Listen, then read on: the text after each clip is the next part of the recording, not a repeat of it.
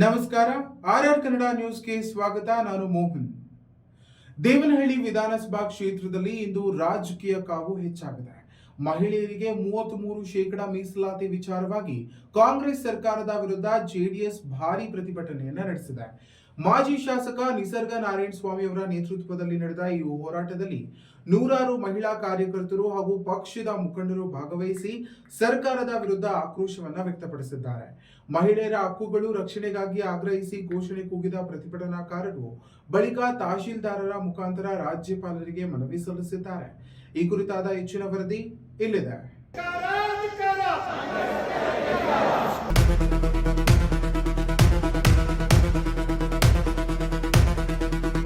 ದೇವನಹಳ್ಳಿ ವಿಧಾನಸಭಾ ಕ್ಷೇತ್ರದಲ್ಲಿ ಜೆಡಿಎಸ್ ವತಿಯಿಂದ ಇಂದು ಭಾರೀ ಪ್ರತಿಭಟನೆ ನಡೆಯಿತು. ಲೋಕಸಭೆಯಲ್ಲಿ 33% ಮಹಿಳಾ ಮೀಸಲಾತಿ ಮಸೂದೆಯನ್ನು ವಿರೋಧಿಸುತ್ತಿರುವ ಕಾಂಗ್ರೆಸ್ ಸರ್ಕಾರದ ವಿರುದ್ಧ ಜಾತ್ಯತೀತ ಜನತಾದಳ ಕಾರ್ಯಕರ್ತರು ತೀವ್ರ ಆಕ್ರೋಶವನ್ನು ವ್ಯಕ್ತಪಡಿಸಿದರು. ಇನ್ನು ಮಾಜಿ ಶಾಸಕ ನಿಸರ್ಗ ನಾರಾಯಣಸ್ವಾಮಿ ಅವರ ನೇತೃತ್ವದಲ್ಲಿ ನಡೆದ ಈ ಪ್ರತಿಭಟನೆಯಲ್ಲಿ ಸರ್ಕಾರದ ಜನವಿರೋಧಿ ಧೋರಣೆಗಳನ್ನು ಖಂಡಿಸಿ ನೂರಾರು ಕಾರ್ಯಕರ್ತರು ಹಾಗೂ ಮಹಿಳೆಯರು ಭಾಗವಹಿಸಿದರು. ಮಹಿಳೆಯರ ಹಕ್ಕುಗಳ ರಕ್ಷಣೆಗಾಗಿ ಆಗ್ರಹಿಸಿ ಪ್ರತಿಭಟನಾಕಾರರ ಘೋಷಣೆಗಳನ್ನು ಕೂಗಿದ್ರು. ಬಳಿಕ ದೇವನಹಳ್ಳಿ ತಾಲೂಕು ತಹಶೀಲ್ದಾರರ ಮುಖಾಂತರ ರಾಜ್ಯಪಾಲರಿಗೆ ಮನವಿ ಪತ್ರವನ್ನು ಸಲ್ಲಿಸಲಾಯಿತು. ತಾಲೂಕು ಕಚೇರಿ ಆವರಣದಲ್ಲಿ ಶಿರಸ್ತೇದಾರ್ ಸಂತೋಷ್ ಅವರು ಪ್ರತಿಭಟನಾಕಾರರಿಂದ ಮನವಿಯನ್ನ ಸ್ವೀಕರಿಸಿದರು. ಇದೇ ವೇಳೆ ಮಾತನಾಡಿದ ನಿಸರ್ಗ ನಾರಾಯಣಸ್ವಾಮಿ ಅವರು, ಇಂದಿನ ಕಾಲದಲ್ಲಿ ಮಹಿಳೆಯರು ಎಲ್ಲಾ ಕ್ಷೇತ್ರದಲ್ಲೂ ಮುಂಚೂಣಿಯಲ್ಲಿದ್ದಾರೆ. ಆದರೆ ಕಾಂಗ್ರೆಸ್ ನೇತೃತ್ವದ ಇಂಡಿ ಒಕ್ಕೂಟ ಮಹಿಳೆಯರಿಗೆ ಸಿಗಬೇಕಾದ 33% ಮೀಸಲಾತಿಯನ್ನ ವಿರೋಧಿಸುವ ಮೂಲಕ ಅವರ ಪ್ರಗತಿಗೆ ಅಡ್ಡಿಪಡಿಸುತ್ತಿದೆ ಎಂದು ಆರೋಪಿಸಿದರು.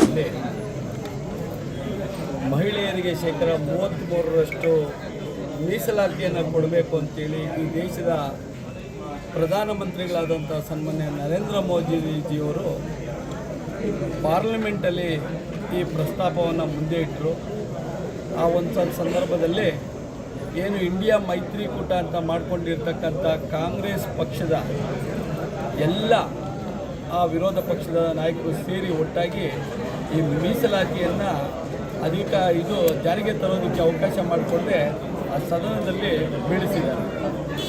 ಆದರೆ ಇವತ್ತು ಕಾಂಗ್ರೆಸ್ನವರು ಮಹಿಳೆಯರಿಗೆ ಕೇವಲ 2,000 ರೂಪಾಯಿ ಕೊಟ್ಟು ಅವರಿಗೆ ನಂಬಿಸಿ ಇವತ್ತು ಮಹಿಳೆಯರಿಗೆ ಶಾಶ್ವತವಾದಂಥ ಒಂದು ಯೋಜನೆಯನ್ನು ನಮ್ಮ NDA ಮೈತ್ರಿಕೂಟ ಪಕ್ಷ ಕೇಂದ್ರದಲ್ಲಿ ಜಾರಿಗೆ ತರಲು ಕೊಟ್ಟಿದ್ದಂಥ ಸಂದರ್ಭದಲ್ಲಿ ಅದನ್ನು ಹೇಗಾದರೂ ಮಾಡಿ ತಡೆ ಹಿಡಿಬೇಕು, ಯಾವುದೇ ಕಾರಣಕ್ಕೂ ಮಹಿಳೆಯರಿಗೆ ಅವಕಾಶ ಕೊಡಬಾರದು ಅನ್ನೋ ಉದ್ದೇಶದಿಂದ ನಿನ್ನೆ ಆ ಮಂಡನೆಯ ಮಸೂದೆಯನ್ನು ಸೋಲಿಸಿದ್ದಾರೆ. ಆದರೆ ಇವತ್ತು ದೇವೇಗೌಡ ಅಪ್ಪಾಜಿಯವರು ಭಾಳ ವರ್ಷಗಳ ಹಿಂದೆಯೇ ಅವರು ಪ್ರಧಾನಿಯಾಗಿದ್ದಂಥ ಸಂದರ್ಭದಲ್ಲೇ ಮಹಿಳೆಯರಿಗೆ ಮೀಸಲಾತಿಯನ್ನು ಕೊಡಬೇಕಂತ ಹೋರಾಟ ಮಾಡಿದರು. ಅದೇ ರೀತಿ ಮೋದಿಜಿಯವರು ಇವತ್ತು ದೇಶದಲ್ಲಿರ್ತಕ್ಕಂಥ ಮಹಿಳೆಯರಿಗೆ 33% ಮೀಸಲಾತಿಯನ್ನು ಕೊಡಬೇಕು, ಮಹಿಳೆಯರು ಎಲ್ಲ ರಂಗಗಳಲ್ಲಿ ಮೇಲ್ ಬರಬೇಕು ಅನ್ನೋ ಅವರ ಉದ್ದೇಶಕ್ಕೆ ತಡೆಯೊಡ್ಡಿರ್ತಕ್ಕಂಥ ಇಂಡಿಯಾ ಮೈತ್ರಿಕೂಟದ ಎಲ್ಲ ಪಕ್ಷಗಳಿಗೆ ನಾವು ಇವತ್ತು ಧಿಕ್ಕಾರವನ್ನು ಕೂಗಿ ಇವತ್ತು ತಹಸೀಲ್ದಾರ್ ಮೂಲಕ ರಾಜ್ಯಪಾಲರಿಗೆ ಮತ್ತು ಜಿಲ್ಲಾಧಿಕಾರಿಗಳ ಮೂಲಕ ರಾಜ್ಯಪಾಲರಿಗೆ ತಲುಪಿಸುವಂಥ ಕೆಲಸವನ್ನು ನಮ್ಮೆಲ್ಲ ಪಕ್ಷದ ಮಹಿಳಾ ಘಟಕದ ಅಧ್ಯಕ್ಷತೆಯಾದ ಮೀನಾಕ್ಷಿ ಅಮ್ಮನವರು ಮತ್ತು ನಮ್ಮ ಎಲ್ಲ ಮಹಿಳಾ ಘಟಕದ ವಿವಿಧ ಕ್ಷೇತ್ರಗಳಲ್ಲಿ ಕೆಲಸ ಮಾಡ್ತಾ ಇರ್ತಕ್ಕಂಥ ಎಲ್ಲ ಮೇಡಮ್ನವರು ಒಟ್ಟಿಗೆ ಸೇರಿ ಇವತ್ತು ಒಂದು ಮೆಮೊರಾಂಡಮ್ ಕೊಡೋದ್ರ ಮೂಲಕ ನಾವು ಏನು ಕಾಂಗ್ರೆಸ್ ಇಂಡಿಯಾ ಮೈತ್ರಿಕೂಟ ಅವರು ಯಾವ ರೀತಿ ನಾಟಕ ಆಡ್ತಾರೆ ಅನ್ನೋದನ್ನು ಸಾರ್ವಜನಿಕರು ನಿಮ್ಮ ಮುಖಾಂತರ ಸಾರ್ವಜನಿಕರು ತಿಳಿಸುವಂಥ ಮಹಿಳೆಯರಿಗೆ ತಿಳಿಸುವಂಥ ಕೆಲಸವನ್ನು ಇವತ್ತು ನಾವು ಮಾಡಿದ್ವಿ.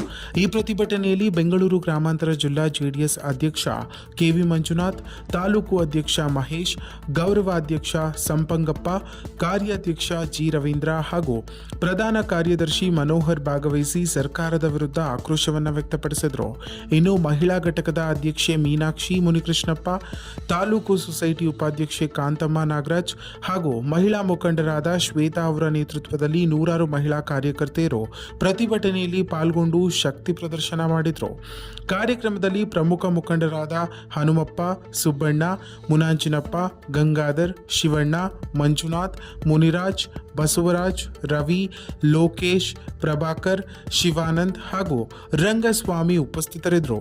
ಇನ್ನು ಈ ಕಾರ್ಯಕ್ರಮದಲ್ಲಿ ಯುವ ಘಟಕದ ಅಧ್ಯಕ್ಷ T ರವಿ, ಮುಖಂಡ ರಾಜಾನಂದ ಗೌಡ ಸೇರಿದಂತೆ ಯುವ ನಾಯಕರಾದ ಹರ್ಷವರ್ಧನ್, ಗೋಪಿ, ಚೇತನ್, ಅಭಿಷೇಕ್, ಹರೀಶ್, ಗಿರೀಶ್, ಕಿರಣ್, ಮಂಜುನಾಥ್ ಹಾಗೂ ವೆಂಕಟೇಗೌಡ ಸೇರಿದಂತೆ ಪಕ್ಷದ ವಿವಿಧ ಸ್ತರದ ಪದಾಧಿಕಾರಿಗಳು ಮತ್ತು ಅಪಾರ ಸಂಖ್ಯೆಯ ಕಾರ್ಯಕರ್ತರು ಈ ಹೋರಾಟದಲ್ಲಿ ಕೈಜೋಡಿಸಿದರು. ಒಟ್ಟಾರೆ ಮಹಿಳಾ ಹಕ್ಕುಗಳ ವಿಚಾರವಾಗಿ ದೇವನಹಳ್ಳಿಯಲ್ಲಿ ನಡೆದ ಈ ಪ್ರತಿಭಟನೆ ರಾಜ್ಯ ರಾಜಕೀಯದಲ್ಲಿ ಮತ್ತಷ್ಟು ಚರ್ಚೆಗೆ ಕಾರಣವಾಗಿದೆ. ಇನ್ನಷ್ಟು ಹೆಚ್ಚಿನ ಮಾಹಿತಿಗಾಗಿ ನಮ್ಮ RR ನ್ಯೂಸ್ ಕನ್ನಡವನ್ನು ಸಬ್ಸ್ಕ್ರೈಬ್ ಮಾಡಿಕೊಳ್ಳಿ.